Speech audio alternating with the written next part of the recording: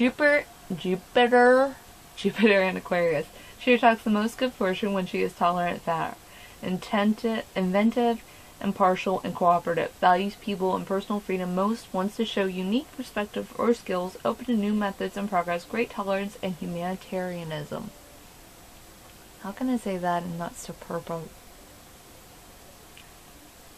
Jupiter in 4. She likes and believes in justice. She is an optimist and is generous. Professional success is rapid and helped by the family. Family life is very important for her. She likes comfort, well-being, and home. She knows how to entertain in style and above all with pleasure. Her house is always open to friends.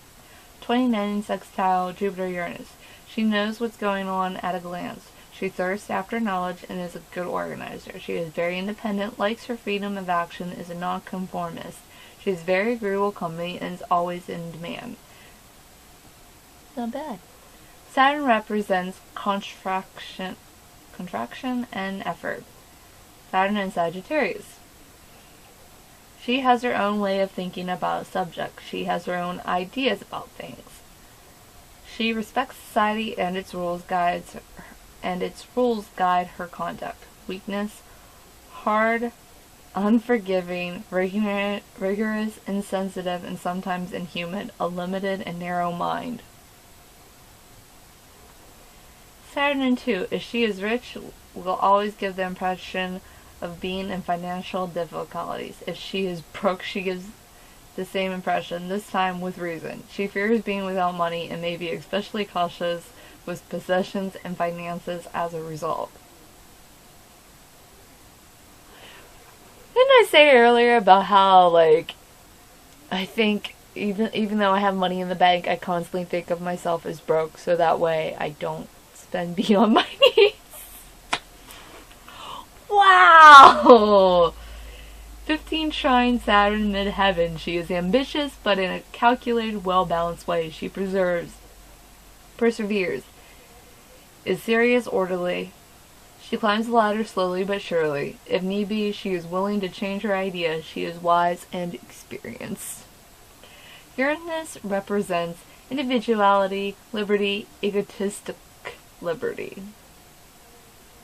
Well, that doesn't sound good. Uranus in Sagittarius. She is shy, delicate, but proud, bold, and lively. That is very me. I'm very delicate, and I'm shy, but I'm proud and bold and lively. That's me. Uranus in 2. She has a lot of flair. She is unreliable at work, always ready for change. I wasn't even reliable for work. I have not missed a single day of work ever. That makes me, homework. I was never reliable. I hated homework at school. She must have an out-of-the-ordinary job, in which case all goes well. Otherwise, she will often change jobs and will have financial problems. I've had 3 jobs in 10 years. That's not bad. And 7 of those years was that one job. Come on. Neptune represents transcendental liberty, non-egotistic liberty. Neptune in Capricorn. She is discerning, wise, and sensible. Neptune in 2. She may prefer not to attach too much value to money, but if this is overdone, there can be quite a few problems in life concerning money and ownership.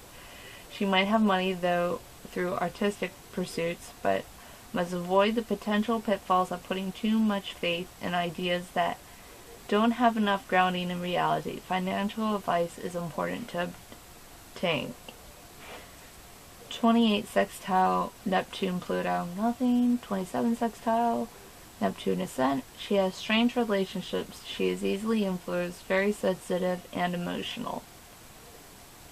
I'm sensitive and emotional. And yes, sometimes I'm easily influenced. Fall. Pluto represents transformation, mutations, and eliminations. Pluto and Scorpio. Skipping that. What that says there. 51 conjunction Pluto ascendant. She has willpower and ambition and likes to have her own way. -2 square Pluto midheaven. She has issues with her power. She risks losing everything and having to start from scratch in order to duke it out with authority figures. She can end up in meaningless stalemates with bosses and authority figures, which can block her from achieving success or goals at times. House 1 is the area of self-identity. The ascendant is a symbol of how one acts in life. It is the image of the personality as seen by the others and the attitude that one has towards life. Aquarius ascendant Scorpio. Ascendant in Scorpio. Scorpio ascendant people have a lot of presence. There is something about them that tells the world that they are not to be pushed around. Their manner commands respect, and in some cases fear. Scorpio rising people can be quiet or loud, but they always seem powerful and determined. You either love or hate Scorpio rising people. They are rarely people who go through life unnoticed. In fact, some of them are confused when faced with the fact that they get such strong reactions from others. They seem to look right through people, seeing through superficiality.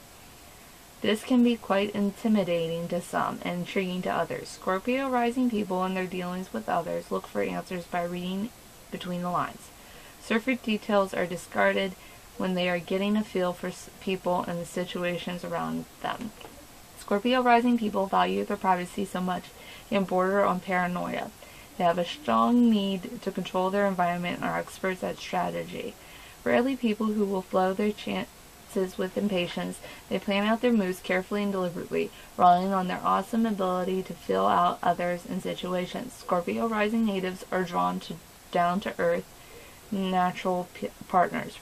Reliability in their partner is very important. They generally look for complete commitment, have little patience with flighty partners. House 2 is the area of material security and values. It rules money and personal finances, sense of self-worth, and basic values, personal possessions. Self 2 in Sagittarius. Financial success may come through an important import-export company dealing regularly with foreign countries. She may have their attitude towards money, may take risks financially, as making and spending money is seen as an adventure. House 3 is the area of social and intellectual learning. House 3 in Capricorn. Nothing is left to chance. Everything is calculated, dissected slowly and methodically, twice rather than once, in peace and quiet by herself. She is introverted and doesn't speak about her plans until they are underway. I am introverted and I do keep that. House 4 is the area of home, family, roots, and deep emotion sense of self-worth. House 4 in Aquarius. She will leave the family home reasonably young.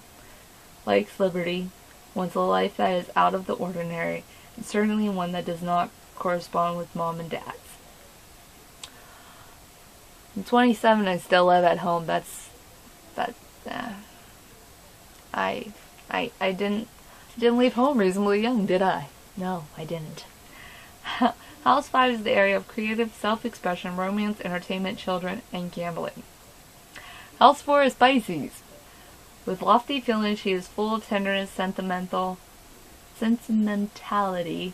Things do not always go her way. A meeting with a person who is either not free, too young, or from a different family or social background means that living together will be done in the utmost secrecy, while waiting for the chance to legalize the situation quietly, without any trouble. This state of affairs will make her melancholy. A lovely little family will result from this union.